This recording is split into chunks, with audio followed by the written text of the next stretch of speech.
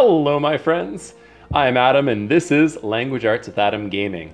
Today we're going to learn a little bit of Japanese, specifically a little bit about the character design and appearance parts of some Japanese games. And today we're going to do this with one of my favorite games, Final Fantasy XIV.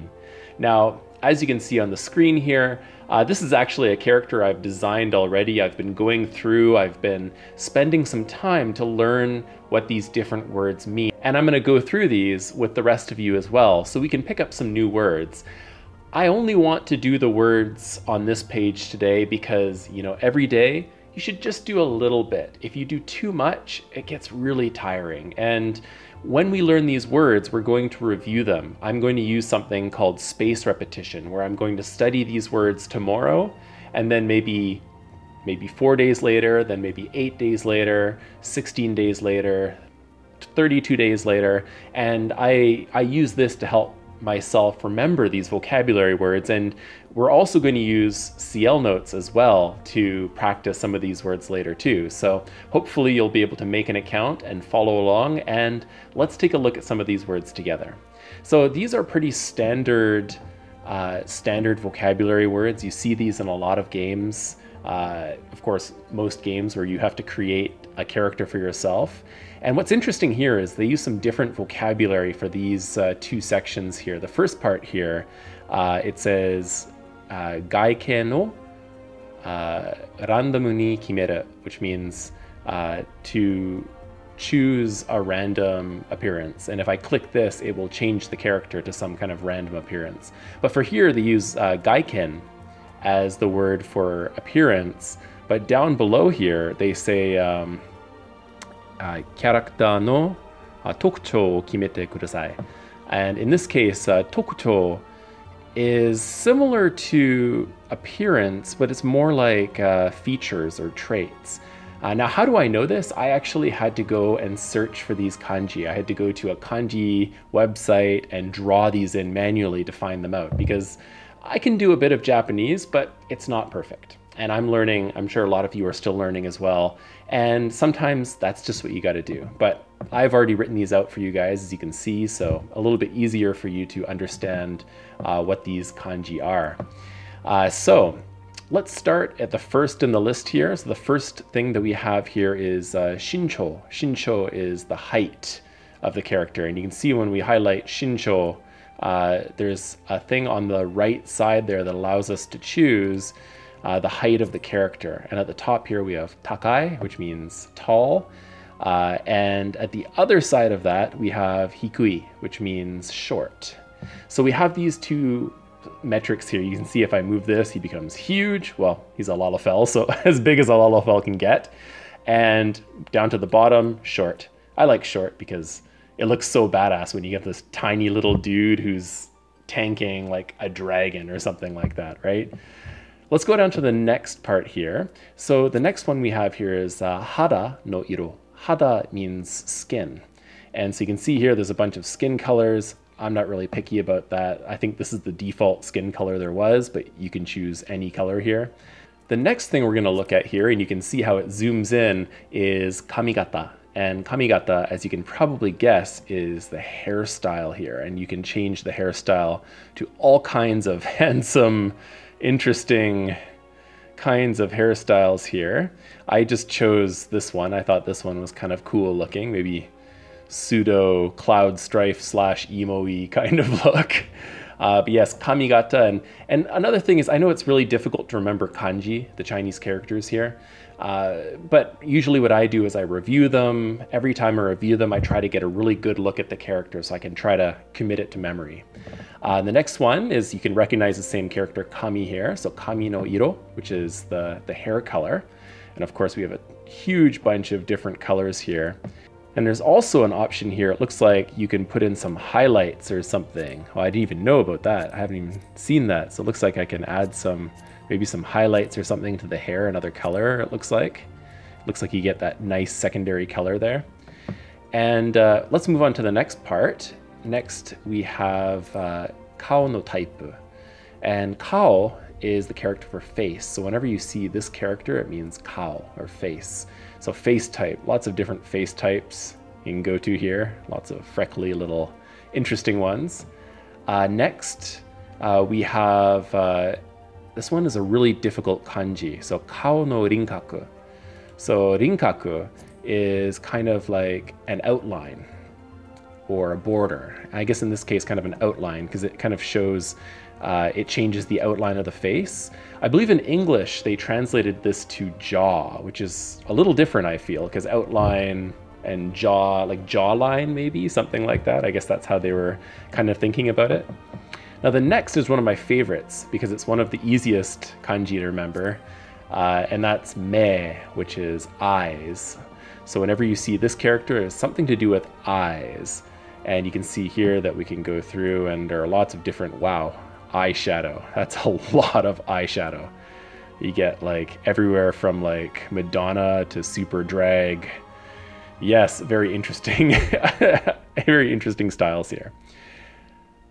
Okay, so the next one here, now this one is really interesting, and I'm actually curious about this translation, but this kanji here is Hitomi, and Hitomi, it means the pupils of the eye. So it says Hitomi no ookisa. So ookisa is the size or the largeness of something.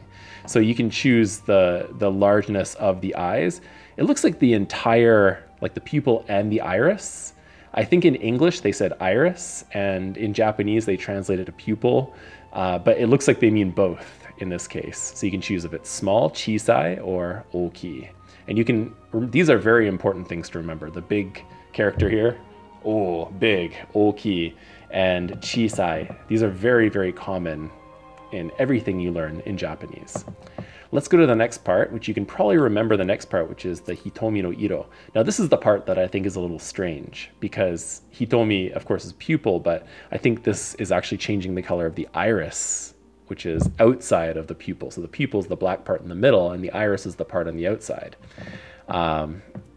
I just have that set. I don't know what that is. It looks like it's light blue or gray or something like that. So the next thing we're going on to is one of my favorites. It's Mayu. And Mayu is the eyebrows. One of my favorites because I have huge eyebrows. And the Mayu here, you can see here, you can change the eyebrows. They all look quite similar. Some of them are a little thicker and thinner than the other ones, but they don't say thick or thin. They just give you taipu. It says taipu 1, taipu 2 is the type. Let's go down to the next part here. We have a surprisingly difficult looking kanji for something that's surprisingly simple, which is Hana. So Hana no katachi. Hana means nose, and katachi means a form or shape. And so here we got a Hana no katachi. You can see that there are lots of different, like big nose, little nose, medium nose. I feel like I have the Goldilocks nose here. It's somewhere in the middle. So that's the nose shape. Next we have one of my favorites because it's one of the easiest kanji in the world, which is Kuchi, and Kuchi means mouth, and it's even shaped kind of like a mouth, isn't it? And it says Kuchi no katachi, which means the mouth shape, and you see we have different mouths here. Don't look super different. We have a super wide one, little pouty one made for kissing. Oh yes, all that kind of stuff. Don't know what you do with your lalafels behind closed doors, but that's none of my business. And all right, let's move on to the next one now. So next, now this is a kanji that always amazes me, and this is Kuchibiru. And it's one kanji, but it's 4 syllables long, Kuchibiru. And it's Kuchibiru no iro, so it's the color of your lips. And I'm not really picky about lip color. I can barely tell the difference, honestly. I'm scrolling around here, it's hard to see. I don't know, if you're really picky about that, then that's great, but it's not really a huge deal for me. And next, another easy character that kind of looks like what it represents, which is Mimi. So Mimi no katachi, and that means the shape of the ears. Now, shape of the ears, I guess these guys, they're like kind of like little elves, aren't they? They got little elfy kind of ears. I just chose the basic default elf ears. I thought those are cute enough for my little lalafell character. And the next part is also ear, you can see, Mimi, but this time it's Mimi no ookisa, which you might remember from a little earlier. Ookisa meaning the size, the largeness of it. Now, here you can see that we have a sliding scale between We have nagame, which means long, and mijikame, which means short. And you can see here, short, long, holy moly. He could probably fly with those things, couldn't he? And you have that setting here. And again, these are very standard settings in a lot of games. You see these kind of sliders.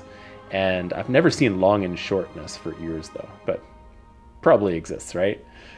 All right, let's go on to the next part. So the next part is interesting. So the first character here is a pretty tough character. It's Hige.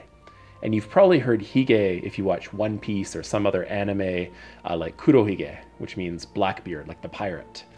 So it says Hige, so beard. Ya is like this or like that, like when you're giving examples of something or giving a list. And then it has Kizu.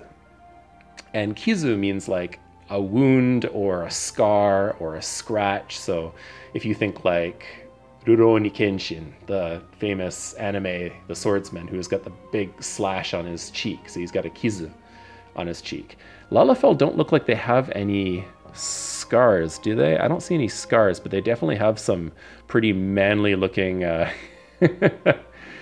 manly looking beards and stuff here. I don't think that, oh my gosh, no. Oh no, I'm not, oh no. That looks very bad. If you like that though, you know, your cup of tea, obviously you should go for it. Okay, so the next one, this one's really interesting. I love this kanji. So it's irezumi. And irezumi, ire, this first kanji character here, means needle, and zumi means like dark blue. Because in original tattoos, if you ever see like the old school tattoos, they take some kind of ink and they take a needle and they tap the ink into your skin with a needle. And so this is like a really old word, because in modern Japanese, a lot of people also say tattoo or something like that. But irezumi is kind of an old school word for it. And if you go down here to the next one, you see irezumi no iro, which means you can change the color of the irezumi, of the tattoo. And let's look at what irezumi do we have here. That does not look like a tattoo to me. That's just cute blush, and can't even see that because of the hair, so I'm not going to even bother with that. All right, down to the last three. So we have face painto, which, as I'm sure you can guess, is face painting. I guess you can get, oh dear, you can get kind of a tramp stamp kind of thing on your face. That sort of thing. And if you go down here, once again, you see the kanji iro, so the painto no iro, and you can choose, it looks like you can choose like a main color and an off color for this kind of thing. I'm not touching that, but good thing to know if that's what you're into. And the last one here, we have koe no taipu, and the type of voice that you will have. It looks like you can see the different emotions here, but like really severely constipated, or I have no idea what that is. Grief. I think these are all supposed to be angry, but that sounds like a dude who's like 10 times bigger than this dude. Anyways, I think I like that one. That's the one that I originally went with here. So those are all of the different words that we have for our kind of character design, our appearance, and things like that. Okay, so I've just jumped over to CL Notes here, and I'm just going to show you how I'm going to review some of these vocabulary words later on and still be able to have some fun with it too. So I made a note earlier, I made a resource on CL Notes with the vocabulary that I just talked about, and let's click on resource search here. I'm going to click on my Japanese studies class because I'm going to use this to study Japanese, of course. And I'm going to, it says it right there, but just to show you, just in case it wasn't at the top of the list there, I would write Final Fantasy and search, and of course it'll come up right here. I'll click on it, and I'm going to click import to class. So I always have to import it to my class so it's ready to use. So it's finished, 100%. Click go to class. Now I have my activity here. It's the first activity I've made for learning Japanese. So I click on this, click on new activity, and I'm going to make a crossword puzzle because I like crossword puzzles. They make things a lot more fun for me. and I'm going to write Final Fantasy crossword appearances, character, builder, whatever you really want, right? Click create activity. It says it's successfully created. Click OK. And here we go. I have a thing here that, and this is going to be using the Romaji, or the English writing system, because I still haven't designed a Japanese writing input system into CL Notes yet. So at the moment we can use Romaji, but it's not too bad. You know, we can still use it for vocabulary. So one down, the hint is it's something that is long, and it says here the mimi no ookisa here. And I have the Japanese character, the kanji, is listed there as well, right before. And I can use this to help myself study the kanji and the vocabulary word. And I think that for the long thing for the ears, the length, it was nagame. And it was nagame. And you see the answer is correct. Press confirm. Perfect. And I'm just getting started on my Japanese review here, and I can go through and I can answer some of these things here. What is this one? So this one here is short. Oh, so this is actually the opposite of the one I just did a moment ago. So miji kame was short. And so I can use this to, again, take a look at the character that we were just looking at here. So we have the miji kame. I can see it right here on the screen. I can use that to review the kanji, what they look like, and review the vocabulary words. And I'm going to go ahead and do the rest of this. And all of you, if you want to try this and test yourself on the vocabulary that I just talked about, go ahead, log into CL Notes, give it a try, search for it just like I showed you. And I hope you have fun learning these words. And we're doing a little bit today. We'll do another little bit another time. And if we can keep up this habit over quite a bit of time, we'll be able to speak the language quite well, and we'll be able to play these games in Japanese, have fun, learn, play. It'll be awesome. So, once again, I'm Adam, and as always, learn smarter, not harder, and always, always have fun. Woo!